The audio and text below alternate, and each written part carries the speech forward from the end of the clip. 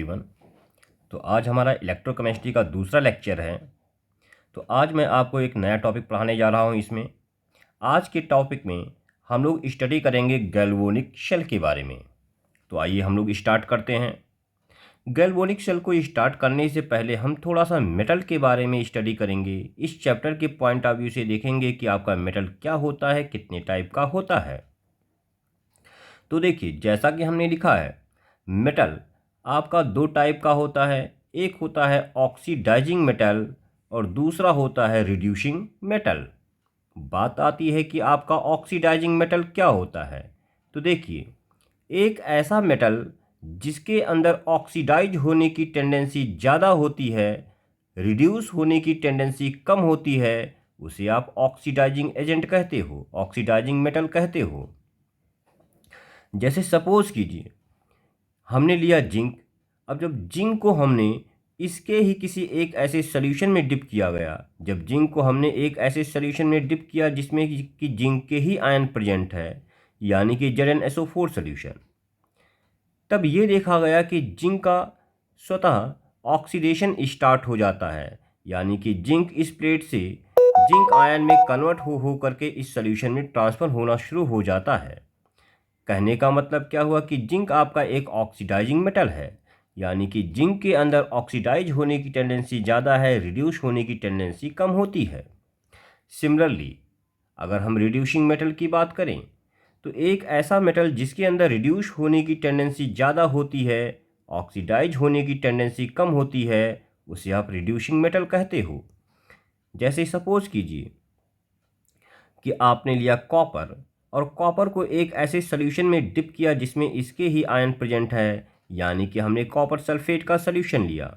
अब ये देखा गया कि जब हमने कॉपर को कॉपर सल्फेट के सॉल्यूशन में डिप किया तो इसमें कॉपर का रिडक्शन स्टार्ट हो जाता है, यानी कि इस सॉल्यूशन में जो कि आपके कॉपर के आयन प्रेजेंट हैं, ये कॉपर के आयन इस सॉल्यूशन से इस प्लेट पे ट्रांसफ़र होते जाएंगे और यहाँ पे इलेक्ट्रॉन को गेन करके कॉपर में कन्वर्ट हो करके इसी पे डिपॉजिट होते जाएंगे, यानी कि यहाँ पे आपका Cu2 प्लस Cu में कन्वर्ट होता जाएगा, यानी कि कॉपर का रिडक्शन होता जाएगा। कहने का मतलब क्या हुआ कि कॉपर आपका एक रिड्यूसिंग मेटल हुआ, यानी कि कॉपर का रिडक्शन ज़्यादा होता है, कॉपर के अंदर रिड्यूस होने की टेंडेंसी ज़्यादा होती है, ऑक्सीडाइज करने की टेंडेंसी कम होती है। ठीक है, तो यहाँ पर हमने ये रिएक्शन लिख दिया है।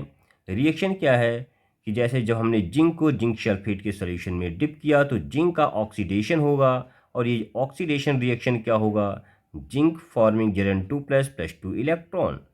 सिमिलरली जब हमने कॉपर को कॉपर सल्फेट के सॉल्यूशन में डिप किया तो कॉपर का रिडक्शन हो रहा है और ऐसे केस में जो आपका रिडक्शन रिएक्शन होगा वो क्या होगा, Cu2 plus 2 electron forming Cu। चलिए आगे देखते हैं। गैल्वेनिक शेल के बारे में हम लोग देखेंगे। देखिए, पहली बात तो जैसे कि हमने यहाँ आपको बताया कि आपका मेटल ऑक्सीडाइजिंग मेटल और रिड्यूसिंग मेटल दो पार्ट में क्लासीफाई होता है। तो हम कैसे जानेंगे कि कौन सा मेटल ऑक्सीडाइजिंग मेटल है, कौन सा रिड्यूसिंग मेटल है। तो देखिए, पहले से ही एक्सपेरिमेंट करके ये क्लासीफाई कर दिया गया है कि ये मेटल हैं जो कि आपके ऑक्सीडाइजिंग हैं और ये मेटल हैं जो कि आपके रिड्यूसिंग मेटल हैं। ये पहले से ही इसका क्लासिफिकेशन हो चुका है एक्सपेरिमेंट के बेसिस पर। आइए, गैल्वेनिक शेल। देखिए, ये जो आपका गैल्वेनिक शेल होता है इसको आप इलेक्ट्रोकेमिकल शेल या फिर वोल्टाइक शेल भी कहते हो। अब इसके बारे में देखते हैं हम लोग कि क्या होता है गैल्वेनिक शेल। देखिए, हमने क्या किया, ध्यान से यहाँ पे देखिएगा गैल्वेनिक शेल के बारे में।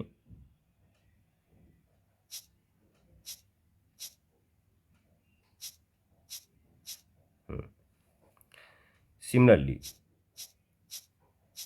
हमने क्या किया, यहाँ पे आपको दिख रहा होगा कि आपका दो पार्ट में क्लासीफाई है आपका शेल। यहाँ पे हमने जो बनाया है ये आपका गैल्वेनिक शेल है और ये गैल्वेनिक शेल आपका दो पार्ट में क्लासीफाई हो रहा है, आपको यहाँ पे दिख रहा होगा। तो क्या किया गया है, ध्यान से देखिए।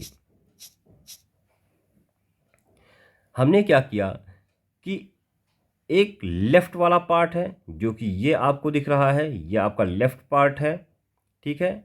और इसी सेल में ये आपका राइट पार्ट है, ये राइट वाला पार्ट है, ठीक है। यानी कि आपका गैल्वेनिक शेल दो पार्ट में डिवाइडेड है, एक लेफ़्ट हाफ पार्ट, दूसरा राइट हाफ पार्ट। हम बारी बारी से दोनों पार्ट का डिस्कशन करेंगे। पहले लेफ़्ट पार्ट की बात कीजिए। लेफ़्ट पार्ट में क्या किया गया कि लेफ़्ट पार्ट में आपका एनोड का फॉर्मेशन किया गया है और राइट वाले पार्ट में कैथोड का फॉर्मेशन किया गया है। कैसे किया गया? लेफ़्ट वाले पार्ट में एनोड का फॉर्मेशन कुछ ऐसे किया गया कि एक जिंक के प्लेट को जिंक सल्फेट के सॉल्यूशन में डिप किया गया। जिंक के प्लेट को जिंक सल्फेट के सॉल्यूशन में डिप किया गया और इस तरह से आपके एनोड का फॉर्मेशन हुआ। सिमिलरली जो आपका कैथोड है, ये कैसे फॉर्म किया गया? एक कॉपर के प्लेट को कॉपर सल्फेट के सॉल्यूशन में डिप करके कैथोड का फॉर्मेशन किया गया। अब देखिए, आपको पता है कि जो आपका जिंक होता है ये एक ऑक्सीडाइजिंग मेटल होता है। यानी कि जैसे ही आप जिंक के प्लेट को जिंक सल्फेट के सॉल्यूशन में डिप करोगे, तुरंत ही जिंक का ऑक्सीडेशन स्टार्ट हो जाएगा। यानी कि आपका जिंक यहाँ इस प्लेट से जाके जिंक आयन में कन्वर्ट हो करके इस सॉल्यूशन में ट्रांसफ़र होता रहेगा। यानी कि इस तरह से आपके जिंक का ऑक्सीडेशन स्टार्ट हो जाएगा, ठीक है। यानी कि आपने क्या देखा कि ये जो आपका एनोड है, एनोड में क्या होगा? आपका ऑक्सीडेशन होता है, ठीक है। सिमिलरली अगर हम कैथोडिक कंपार्टमेंट की बात करें तो कैथोडिक कंपार्टमेंट का फॉर्मेशन कैसे किया गया है कि आपका कॉपर सल्फेट के सॉल्यूशन में डिप किया गया है और कैथोड का फॉर्मेशन किया गया है। अब आपको पता है कि जो आपका कॉपर होता है ये एक रिड्यूसिंग मेटल होता है। कहने का मतलब जैसे ही आप कॉपर को कॉपर सल्फेट के सॉल्यूशन में डिप करोगे, तुरंत कॉपर का रिडक्शन स्टार्ट हो जाएगा। यानी कि इस सॉल्यूशन में जो कॉपर के आयन हैं, ये आयन कॉपर में कन्वर्ट होके इस प्लेट पे ट्रांसफ़र होते रहेंगे। तो इस तरह से यहाँ पर रिडक्शन प्रोसेस प्रोसीड करता जाएगा,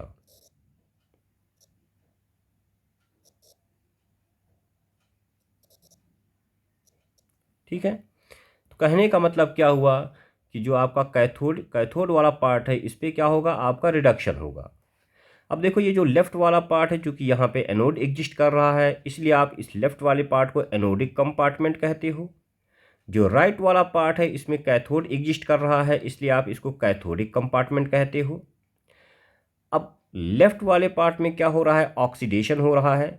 ऑक्सीडेशन किसका हो रहा है? जिंक का। कैसे हो रहा है? आपका जिंक आयन में कन्वर्ट हो रहा है, यानी कि Zn forming Zn2 plus 2 electron. Similarly cathodic compartment में आपका रिडक्शन हो रहा है।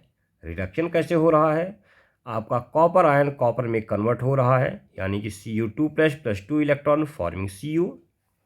कहने का मतलब ये हुआ कि चूंकि इस एनोडिक कंपार्टमेंट में आपका ऑक्सीडेशन हो रहा है, इसीलिए आप इस एनोडिक कंपार्टमेंट को ऑक्सीडेशन हाफ सेल कहते हो, इसीलिए आप इसको ऑक्सीडेशन हाफ सेल कहते हो।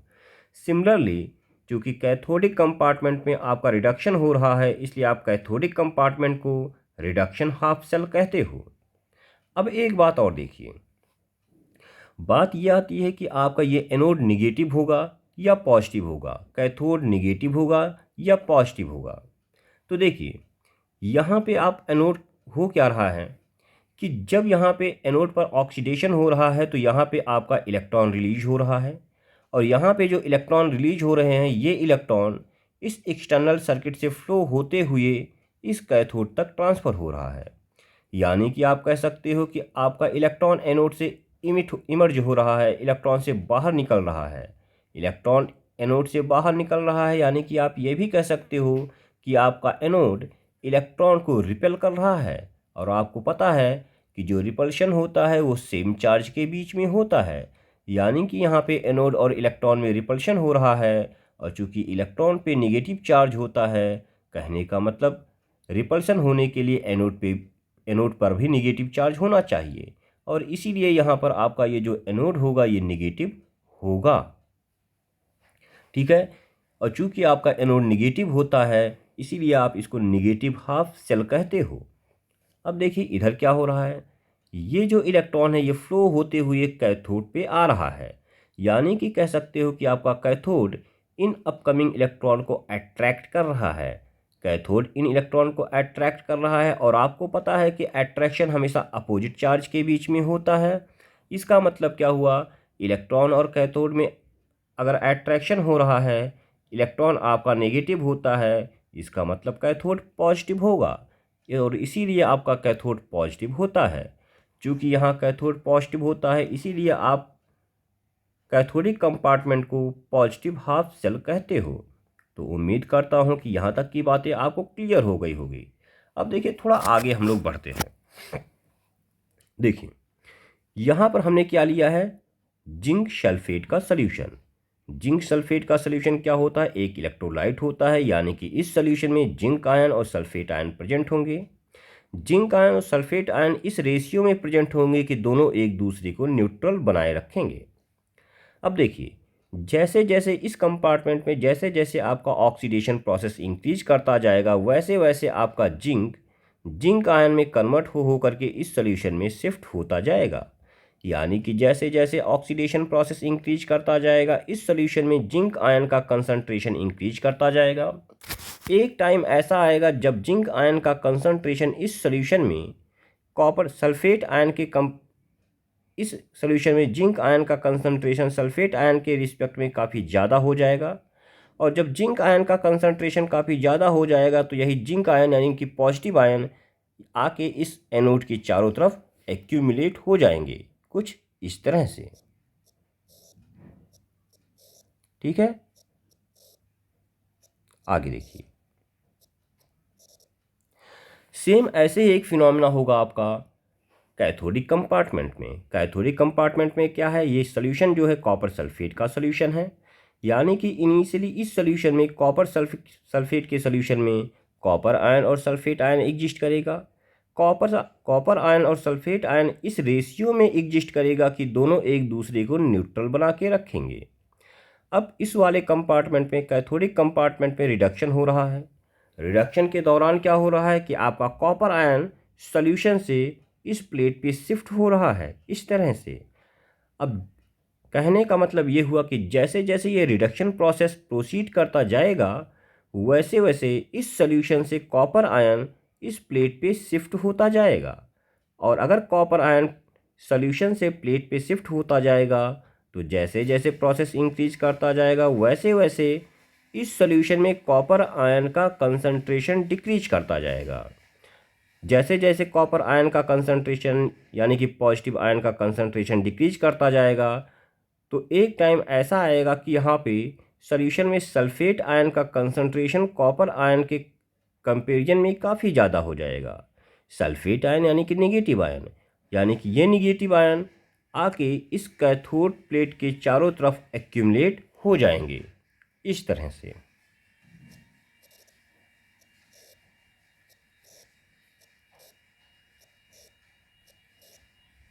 अब देखिए, अब बात ये आती है कि यहाँ पर पॉजिटिव आयन के एक्यूमुलेशन से और यहाँ पे नेगेटिव आयन के एक्यूमुलेशन से क्या होगा। देखिए, यहाँ पे पॉजिटिव आयन एक्यूमुलेट हो गया है। अब आपको पता है कि अपोजिट चार्ज के बीच में अट्रैक्शन होता है। यहाँ पे पॉजिटिव आयन है और यहाँ ऑक्सीडेशन प्रोसेस के थ्रू यहाँ पे आपका इलेक्ट्रॉन रिलीज हो रहा है। तो इन इलेक्ट्रॉन और इन पॉजिटिव आयन्स के बीच में एक अट्रैक्शन फोर्स एग्जिस्ट करेगा। कहने का मतलब ये पॉजिटिव आयन इलेक्ट्रॉन को अपनी तरफ अट्रैक्ट करेंगे। अगर इलेक्ट्रॉन को अपनी तरफ अट्रैक्ट करेंगे, तो ये इलेक्ट्रॉन अब एक्सटर्नल सर्किट में फ्लो नहीं कर पाएगा। अगर इलेक्ट्रॉन एक्सटर्नल सर्किट में फ्लो नहीं कर पाएगा, तो एक्सटर्नल सर्किट में इलेक्ट्रिसिटी का फ्लो नहीं होगा।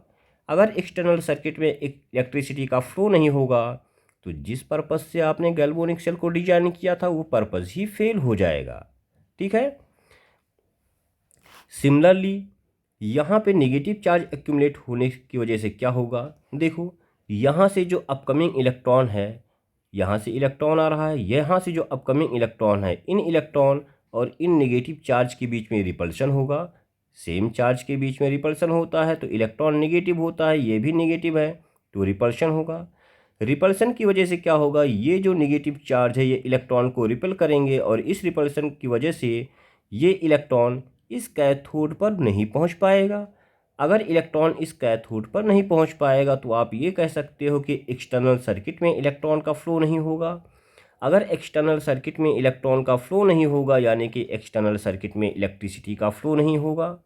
अगर एक्सटर्नल सर्किट में इलेक्ट्रिसिटी का फ्लो नहीं होगा तो आप कह सकते हो कि एक्सटर्नल सर्किट में अगर इलेक्ट्रिसिटी का फ्लो नहीं होगा तो जिस पर्पज़ से आपने ये गैल्वेनिक सेल डिजाइन किया था वो पर्पज़ ही आपका फेल हो जाएगा। तो आपका गैल्वेनिक सेल प्रॉपरली वर्क करे उसके लिए ज़रूरी है कि यहाँ से पॉजिटिव आयन को और यहाँ से निगेटिव आयन को आप रिमूव करें। ठीक है, तो बात ये आती है कि यहाँ से पॉजिटिव आयन को और यहाँ से नेगेटिव आयन को कैसे रिमूव किया जाएगा।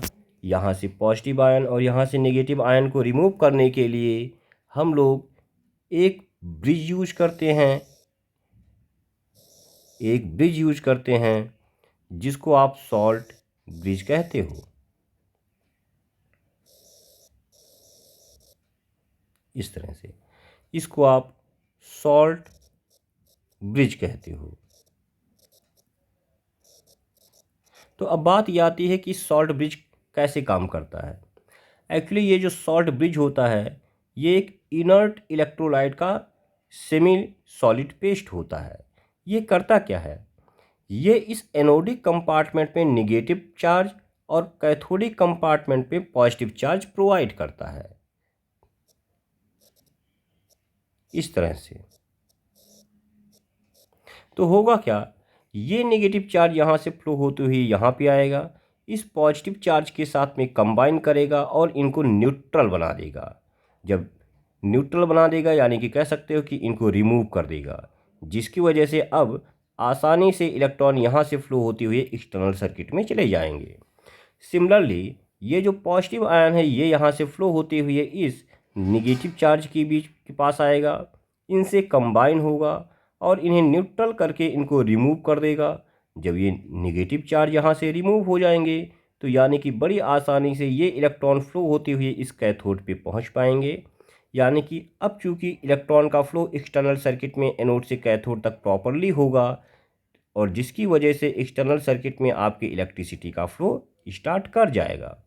तो इस तरह से जो आपका सॉल्ट ब्रिज है वो क्या कर रहा है, ये सॉल्ट ब्रिज एनोडिक कंपार्टमेंट में ये जो पॉजिटिव आयन एक्यूमुलेट हुए हैं इनको रिमूव करता है और साथ में कैथोडिक कंपार्टमेंट में जो नेगेटिव आयन एक्यूमुलेट हुए हैं इनको भी रिमूव करके प्रॉपर इलेक्ट्रिसिटी का फ्लो प्रोवाइड करता है। ठीक है, तो यही आपका गैल्वेनिक शेल होता है। जो हमने एक्सप्लेन किया उन सारी चीज़ों को हमने यहाँ पे लिख रखा है, आप इसको स्टडी कर सकते हैं। एक बात मैं बता दे रहा हूँ कि आपका ये जो गैल्वेनिक शेल वाला पोर्शन है काफ़ी इम्पॉर्टेंट पोर्शन है। ये कंपटीशन में भी अच्छे खासे इसमें से क्वेश्चन आते रहते हैं और आपके बोर्ड एग्ज़ाम के पॉइंट ऑफ व्यू से तो ये बहुत ही ज़्यादा इम्पॉर्टेंट है। तो उम्मीद करता हूँ कि आपको यहाँ तक सब सारी चीज़ें क्लियर हुई होंगी। अगर आपको कोई डाउट हो तो आप कमेंट बॉक्स में जाके कमेंट कर सकते हैं। Thank you.